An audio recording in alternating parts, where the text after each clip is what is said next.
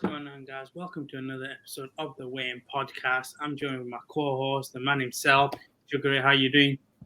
You see, out here, still in the crowd. My face is mad shiny right now, but I'm glistening right now. I'm glowing out here, so I was gonna say, here for bro. a short while more. So just enjoying it. I was gonna say, give us that quick weather update. What are we looking at over there? Do you know the funny thing is, it absolutely showered down today. But here's the thing with GH: even when it's raining, it's hot. Like it's just mad humid outside. But it's been pouring down today. By the evening, it should be sunny again. But overall, man, I've been most days 30 degrees or more, so I'm loving it, man. No long johns in sight, no winter jackets in sight, just shorts and t-shirts, slippers if you want to get your toes out. So I'm gonna been say enjoying, man. no North Face puffer jackets. No. What's North None Face, man? What's North Face? You don't need that out here. So it's been good. How about yourself in the UK? I'm good, you know. Do you know what? For me, it's windy, but it's sunny. Yeah, Sun is deceiving you. You go outside in your shorts, you're coming back in to switch to sweatpants or something. I can't relate. I'm sorry. Wear a jacket. But with the weather out the way, let's talk about what we're here to talk about. And that is obviously Indeed. yesterday's big fight. Dillian Whyte, Tyson Fury. So you say Fury versus Whyte, sorry. And I have to say Tyson Fury ended it with probably one of the most spectacular uppercuts that came out of nowhere. And the reason I'm going to say that is because what happened afterwards when Dillian Whyte got up, got the standing 8 count, and then couldn't recover afterwards on the 5 out. I just looked to myself, I thought, that one punch is special. And I want to talk about the fight in a bit more detail, but I want to get your reaction first just to the initial knockout. Like, how did you react to it? Because for me, it came out of nowhere, and I kind of fell back off my couch. I was like, whoa, where's that from? Yeah. The knockout to start off with. Man, I remember it was just in a sports bar and we're watching it, and then the people on my table were like, "Man, Dillian Whyte needs to switch this up because now I gave Dillian Whyte the first round, and after that, all the rounds until the knockout was Fury. So we're just watching it, thinking Whyte needs to figure out how to get the knockout because Fury's got the points in the bag." Then out of nowhere, it's like, how Fury is jab, jab, jab, jab, jab, jab, like keeping his distance, might get a bit roughhouse, lean on him, whatnot. Out of nowhere, he like jab, jab. Bam. Then his uppercut comes and like it catches everyone off guard. Because even us at like the sports bar, we're like, whoa, like this is crazy. The uppercut catches him, and then on the floor he looks out cold. But I thought he was gonna do a reverse of Fury, as in he's gonna look out cold, get up, and then he's fine. And I guess the mind was willing, but the body wasn't able. And man, it hurt to watch that. But I think even Ludabella tweeted, "How is it that all of Dillian's Whyte knockouts have been an uppercut? Whether it was Joshua, whether it was Povetkin, and now Fury. It's painful, man, because I think people also realized yesterday just how much love they have for Dillian Whyte. So it was painful, like seeing him, lose in such a way on a big stage. But more credit to him, and even more credit to Tyson Fury because, man, what a fight! What a fight! I think I said in the chat as well. I think for me, you got to give somebody else who wasn't even in the fight a lot more credit. That was Deontay Wilder, because we saw the onslaught he took against Fury. Fair, He not going out. He was taking it. As much as some people laughed at him to say that you've got no skill, he took a few shots. Now, and he gave it as well. He gave it as well. But I want to break down the fight a bit. Starting with one. Dillian Whyte coming out in southpaw. Did that catch you out as if to say, what were you doing? Mind games. Absolute mind games. The funny thing is I was watching it. So one of the people I was watching it with, my cousin Henry, and then he was like telling the people that may not be as associated with boxing on the table, like, oh yeah, like Tyson's also switched here as well. He goes from southpaw. He doesn't know what Dillian Whyte's going to do when Tyson goes to southpaw. So then he comes out, and then Fury's in orthodox. And then I pointed to my cousin. I said, yo, Dillian Whyte's in southpaw. And so then we just started laughing. Like, what are the odds? And for me, I thought it was just mind games, just to let Tyson Fury know, like, listen, if you try to do that, I can do it too. And I also think he wanted to use the lead right hook to the body as a way to get to Fury. And obviously, we saw in the Deontay Wilder fight with Tyson Fury that had actually had success, like the body shots, except for with Wilder, it's just that he didn't have the discipline to stick that through. Whereas Dillian Whyte, I think now Tyson Fury kind of clocked onto what everyone's trying to do about going to his body, and he just leaned on him, just used the tactics that he needed to nullify that, and then he was just popping Dillian Whyte with his jab throughout the whole time. And even if it was the case of the jab didn't land flush, Tyson Fury was just throwing it out there just to get Dillian's guard up and to keep him away from him, keep that distance. So yeah, it was just, man. And another talk point I want to touch on is the cardio of Dillian Whyte. Before we touch on Tyson Fury and how he performed, I want to touch on the cardio of Dillian Whyte. It was, for me, if I'm honest, very lackluster. Considering this was your opportunity, what you worked towards, what has happened to you leading up to this. Yeah. I felt like towards round 3, he got very flat-footed. He looked tired. Round 4 was that scrappy round where both of them were getting a bit into each other, and I believe that was the round with the cut. I can't fully remember now. Yeah, the headbutt, yeah. So I felt like his cardio let him down significantly. Did you see that in the fight and think, okay, this is going to get to him?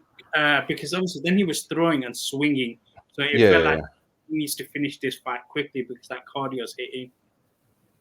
I don't know whether it was a cardio issue or is in a bit of adrenaline dump, because I think what people also don't consider, like fights of this magnitude, the nerves are going crazy. You have these ultra long, like bloody entrances to the ring, and you also got to consider things such as when you do your warm up for a fight, you just want to get into the ring ASAP.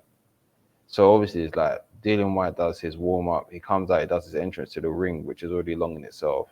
Then Tyson Fury has another ultra long entrance into the ring. So it's kind of like your body is at this point, like sometimes it can even like just nullify your warm up. You've cooled down again. So then sometimes, and like I said, in combination with your body's cooled down again, nerves of such a big occasion as well. People don't always take this in, that if you're nervous, your body will be affected.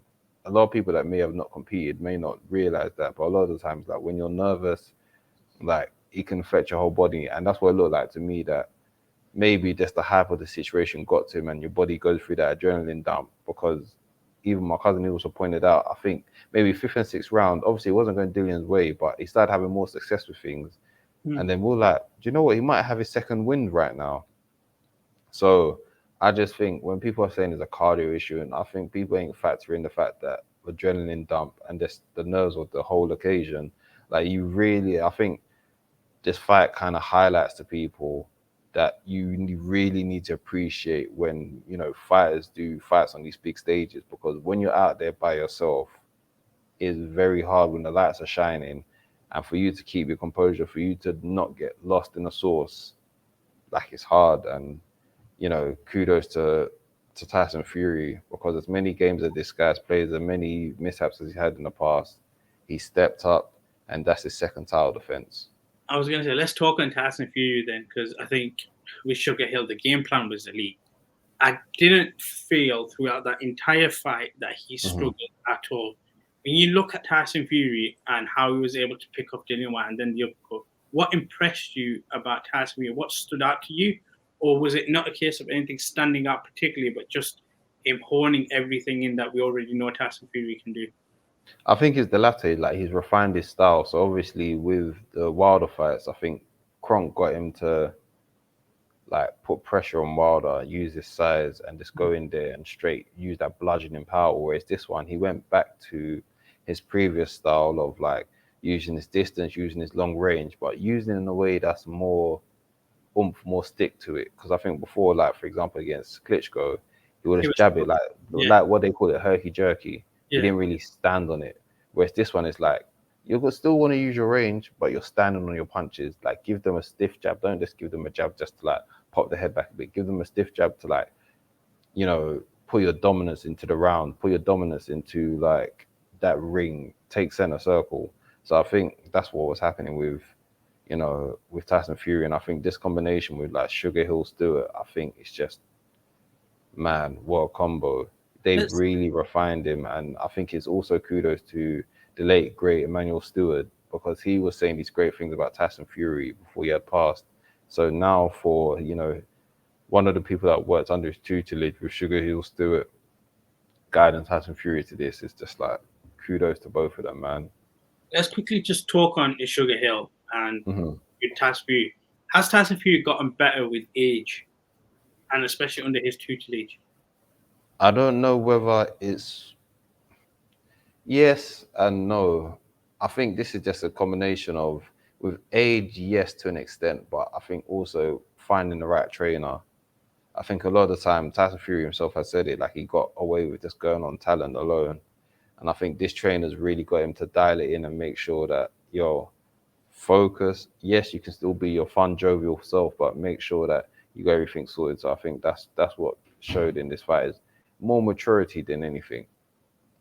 And now we've got this all done, and obviously there's an elephant in the room with the post-fight comments, where it seems like everything is done and dusted. Tyson Fury seems to be done. You're shaking your head at this, right? So He does this all the time. I'll give my views afterwards, but I'll give you. I want to ask yours then. If you believe he's not finished, who proves the biggest risk to Tyson Fury's undefeated streak? Are we looking at Usyk, Joshua, or is there a possibility of where we could get somebody else coming in, somebody a bit younger, who can actually pose a threat? Listen, if he is to come back for a fight, it's going to be for undisputed. Let's not be around the bush. And if he wins that undisputed, then he's retiring, the best of his generation, undisputed. No pun intended. So, I don't know who's the bigger threat out of Usyk and Joshua. It just depends on whoever wins that fight, how they look. Usyk, I think, has shown that he's very highly skilled. I think he's shown that pound for pound, he's one of the best talents out there, from doing that at cruiserweight to now going up to heavyweight, doing what he's done to Joshua. Joshua needs to make sure he's with a head trainer that can refine what he does and get him dialed in the same way Kronk has, that Kronk star has got Fury dialed in. Because I think Joshua is a threat to anyone, but at the same time, mentally, you just have to make sure that you agree a game plan. Because like he said in his last fight, it was kind of like too many chefs in the kitchen. Whereas now it's just like, get your head chef and make sure everyone knows what recipe we're looking to cook. So, yeah. And just before we do move on, we want to get you guys' views as well. So to start, if you are enjoying the Weigh In podcast, you know what to do. Like, share, and subscribe. And obviously hit us up on all our social media platforms as well. _the Weigh In _ is the Twitter and Instagram handle. Now, the reason I say this is I personally believe Tyson Fury is retiring. And Go on. But I say this, and I want your view on this, because you're a UFC man as well. I believe he's retiring from what I'm going to class as competitive boxing. But I don't think he's retiring from the sport for two reasons. One, he's always talked about it recently with his mental health, how if he retires and leaves the sport, it's not good for him. Oh, yeah, for sure, yeah. Second, we've got what now I call basically the new age of boxing, which is the celebrity boxing or sports crossover. Yeah, the sports crossover. And this is Francis Ngannou comes into this.